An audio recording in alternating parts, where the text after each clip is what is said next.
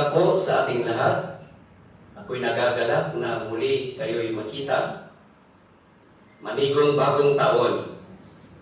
Sa oras na ito, ihanda po natin ang ating mga puso't isipan sa pakikinig ng salita ng Diyos. Alam ko na mayroon pong inihanda ng Diyos para po sa ating lahat. At naniniwala ako na may gagawin ang Diyos sa ating buhay sa bagong taon na ito.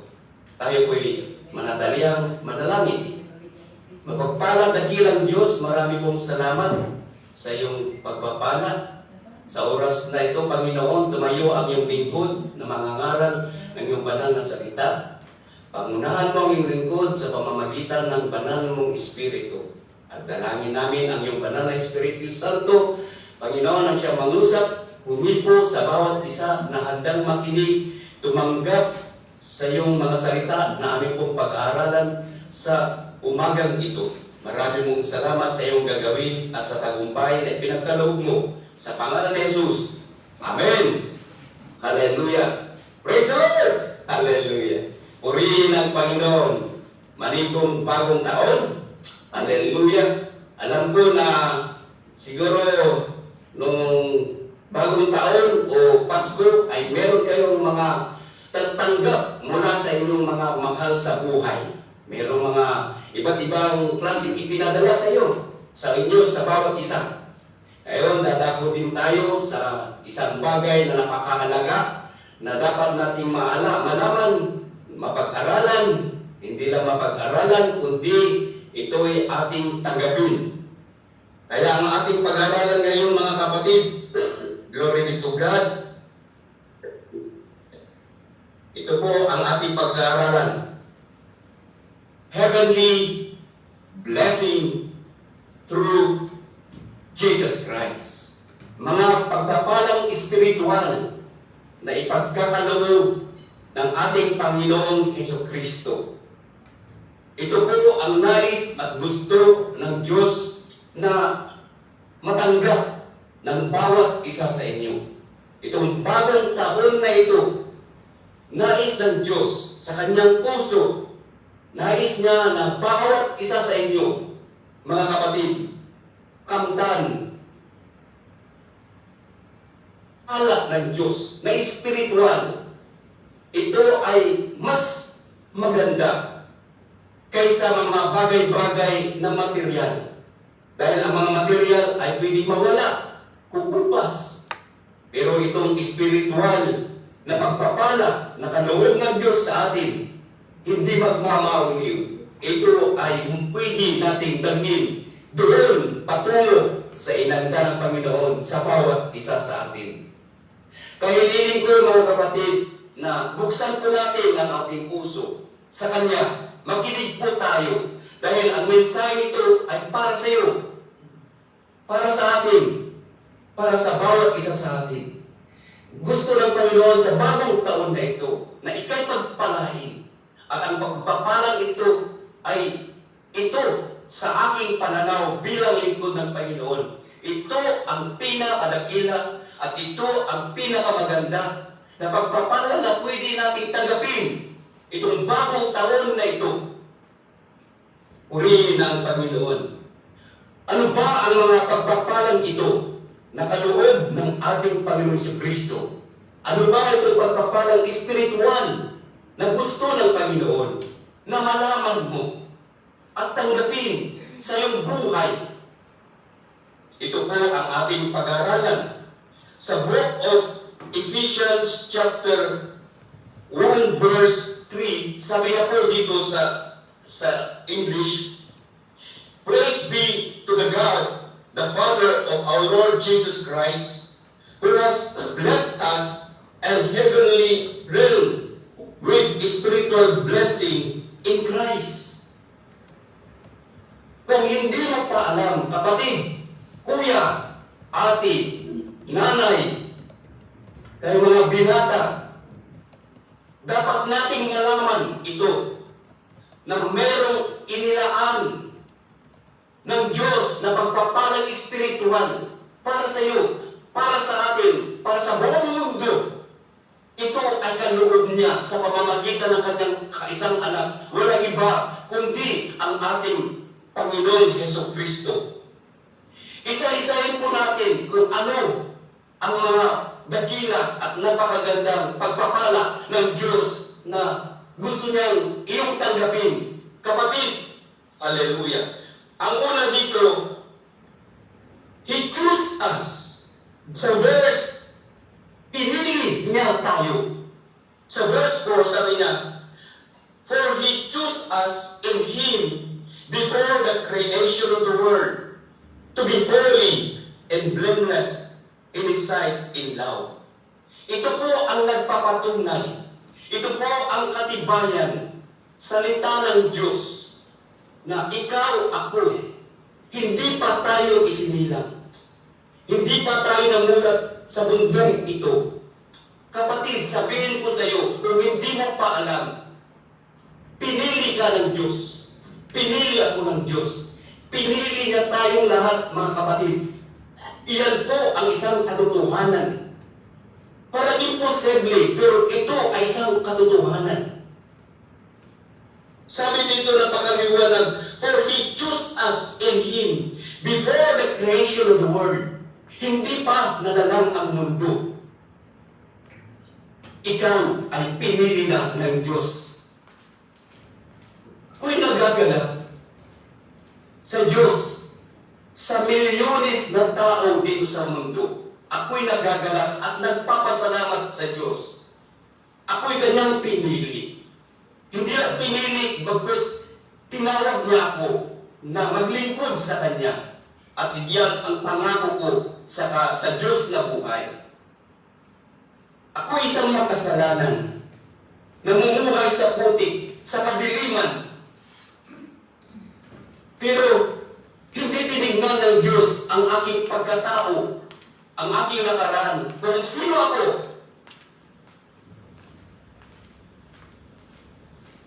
Para akong nasa basurahan. Pero pinili niya ako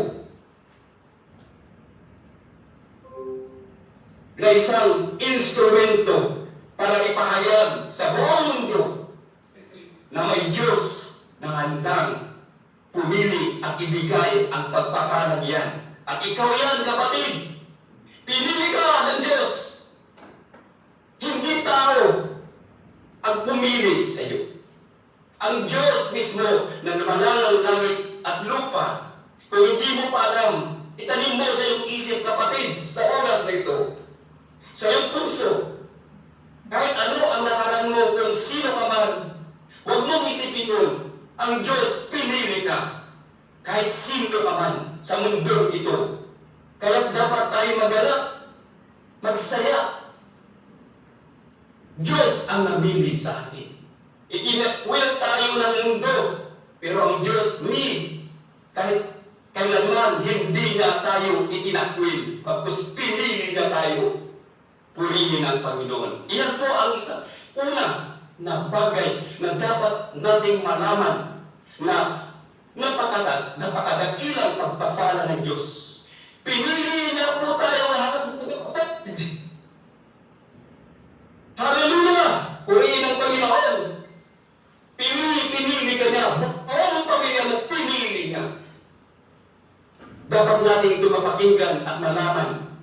Hindi lang matutunan, kundi tanggapin dahil biyaya ng Diyos. Iyan ang spiritual na kahit kailanman hindi magbabago ang kaisipan ng Diyos. Tayo'y kanyang pinili. Ang pangalawa dito na pagpapala, sabi niya dito, for He chose us in Him before the creation of the world to be holy. Because God is holy. So we must be holy and blameless. Tinawag niya tayo para magpakabanal. Tinawag niya tayo para ituwid natin yung hindi matuwid. Tinawag niya tayo para tayo malinisan mula sa putik. Mula sa dumi ay kanyang lulugasan. At ang ating buhay ay maging kaaya-aya sa Kanya. Dahil ang Diyos, ang Kanyang kabanalan ay dadaloy sa ating buhay. Amen?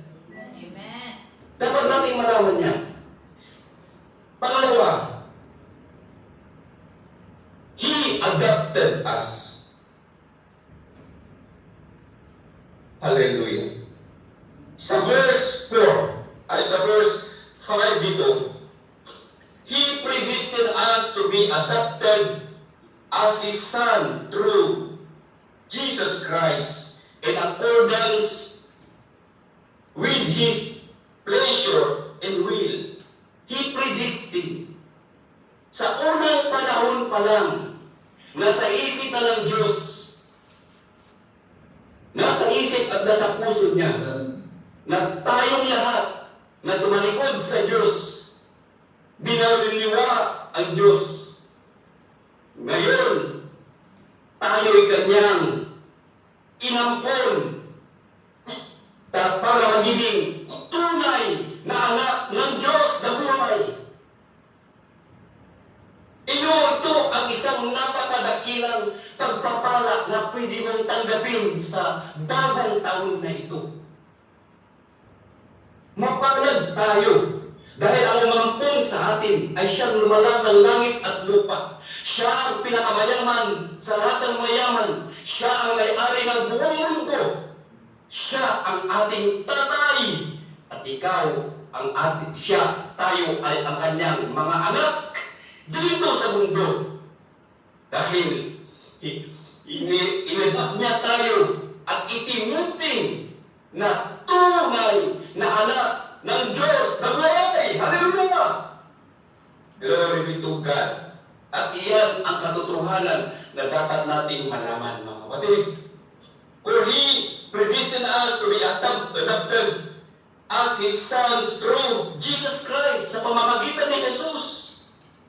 In accordance to His pleasure and will. Iyon sa kanyang pleasure, ito ang kagustuhan niya. Hallelujah. Sa John 1:12 sabi niya, that as many as receive Him, to them give He power to become children of God. Ito po ang sikreto para tayo maging tunay na anak ng Diyos. Mayroong dapat katibayan, kasulatan. At ang kasulatan, ang salita ng Diyos na nagpapatunay. Kung tanggapin lang natin si Jesus sa ating puso bilang Panginoon at tagapagligtas natin. Sabi sa banal na kasulatan, tayo po ay magiging anak ng Diyos na buhay. Gusto mo ba lang maging anak ng Diyos? Amen. Kung hindi ka anak ng Diyos, kanino anak ka? Dalawa lang ang klaseng tao dito sa mundo. Mamili ka kung sino ang gusto mo maging tatay. Sa akin, ang gusto ko maging tatay, ang siyang lumalang ng langit at lupa na nagbibigay buhay sa bawat mananampalataya sa Kanya. Walang iba kundi ang Diyos na buhay. Piliin po natin siya. Dahil siya ang pumili sa atin. Mapalad tayo dahil inadak niya po tayo na maging tunay na anak ng Diyos. Purihin ng Panginoon. Hallelujah. Ikaw ba ay anak ng Diyos? Kung hindi pa, mag-decide ka ngayon kung sino ang gusto mo maging tatay. Pero I will challenge you and I will encourage you. Receive Christ in your heart to be your Lord and Savior para maging Panginoon at tagapagligtas mo. Hindi ka magsisisi dahil ikaw ay magiging anak ng tunay na Diyos. Kagaya ko at kagaya lahat ng nanampalataya kay Kristo Jesus at tumanggap sa Kanya bilang Panginoon at tagapagligtas nila, sila ay naging tunay na anak ng Diyos. Pangalawa, dito sa verse 7,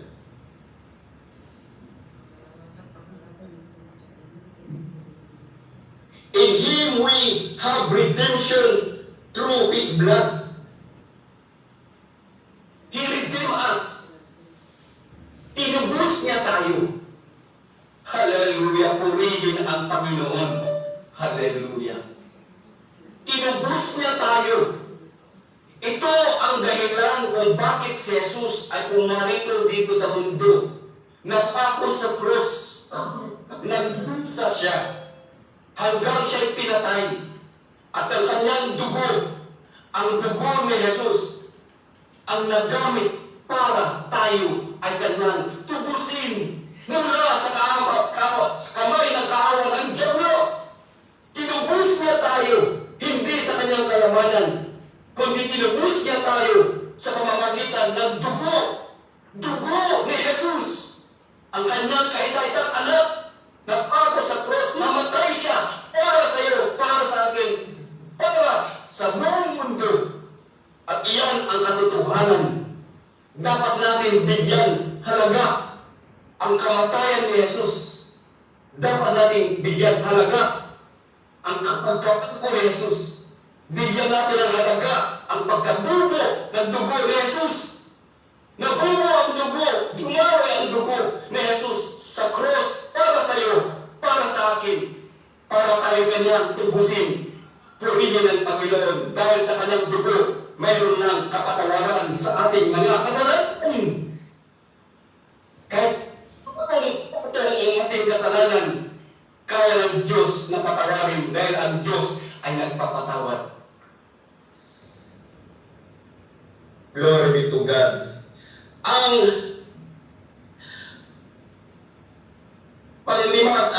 pangapat dito ay nandito rin. In Him we have redemption through His blood, the forgiveness of sin. He has forgiven us.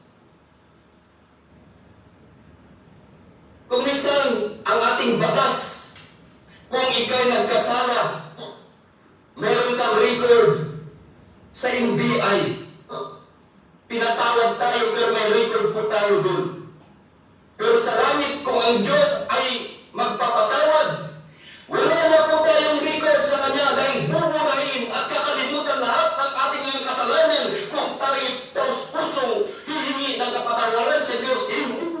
Hindi na alalahatin kung lang kakalimutin. Hindi kagaya ng mundo. Kahit pinatawad ka, nandun pa rin ang record mo. Kung ikaw ay magsisi sa langit, wala ka ng record sa langit. Duro lahat ang itimong kasalanan. Ang Diyos. At iyan ang katotohanan. Nagsasalita ako dahil naranasan ko ang kapatawaran ng Diyos sa aking buhay. Marami din ako nakaraan at nagsapapasalamat ako sa Diyos. Ramdam ko sa puso ko tunay na ako'y malaya at pinatawad ng Diyos na buhay. Gusto mo bang mapalaya? Then, humingi ka ng kapatawaran sa Diyos. If we confess our sins, He is just and to forgive us and to cleanse us from all unrighteousness. Kahit kasing itim na ng kaldero ang kasalanan natin, kaya ng Diyos na linisin yan. Walang imposible dahil sa dugo ni Jesus na nabubo.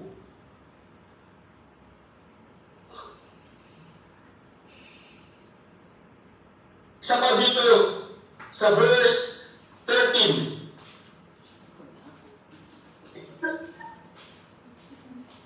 Basahin ko muna ito. In Him we have redemption through His blood, the forgiveness of sins in accordance with the riches. Dahil sa biyaya ng Diyos, ipinagkaloob niya yan. Okay, tatapos tayo sa next. Sa verse 13. And you were also included in Christ when you heard the word of truth. Napasama kayo dahil napakinggan niyo ang katotohanan, ang salita ng Diyos, the gospel of salvation. Having believed, you were marked with Him and sealed the promise of the Holy Spirit.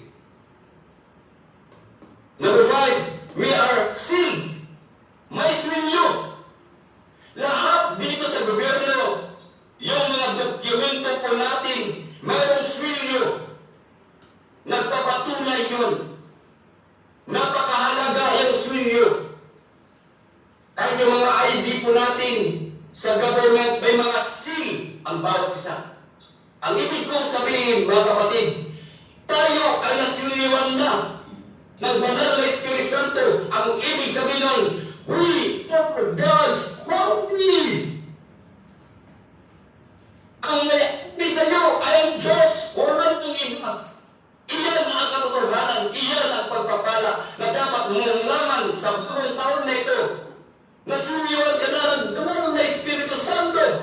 At ang banal na Espiritu Santo, iyan ang nagpapatunay na tayo ay God's property. Ang may-ari ng ating buhay, ang may-ari ng ating puso, walang iba kundi ang Diyos na buhay. Ang huli ay ito po. Sa verse 14, who is deposit guaranteeing our inheritance until the redemption of those who are God's position to the praise of His glory, praise of His glory.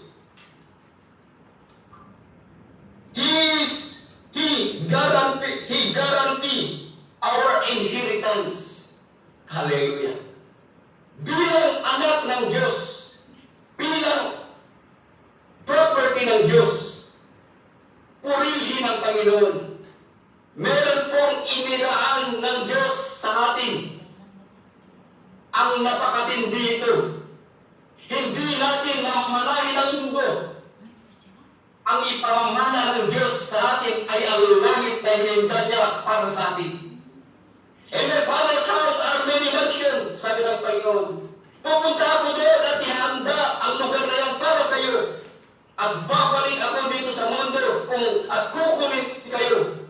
Kung saan ako, nandun din kayo. Iyon ang pangako ni Jesus. Darating muli siya. Hindi muli mamamatay sa cross. Bagkus darating siya para kukunin lahat ng nanampalatay sa Kanya at isasama niya sila doon sa langit. Iyon po ang mamanahin natin.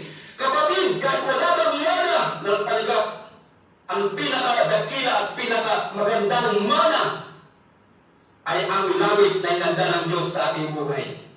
Purihin ang Panginoon. Maraming pong salamat at naniniwala po ako ang mga salita ng Diyos ay tumimo sa iyong puso. Kapatid, mapalad ka kung itanim mo ang mensahe ito sa iyong puso.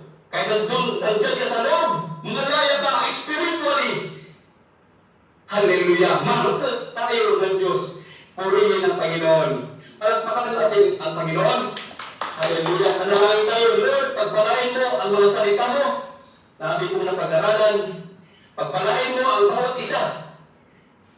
Lord God, at dalangin ko na ang mga salita ay tumimo sa bawat puso ng bawat nakinig. Sa pangalan ni Jesus, ito ang aming dalangin. Amen and amen. Magandang umaga po. Thank you. Maraming salamat po, Pastor Efren, sa salita na muli nagpalakas. Amen. Sino po ang nabusog sa salita ng Diyos? Pa-thumbs up po. Thumbs up. Ayan. At itaas natin ang ating mga kamay. Ayan. At ating palakpakan ang Diyos na buhay. Ayan. Maraming salamat. Ayan. Very attentive po ang ating mga kapatiran. Ayan.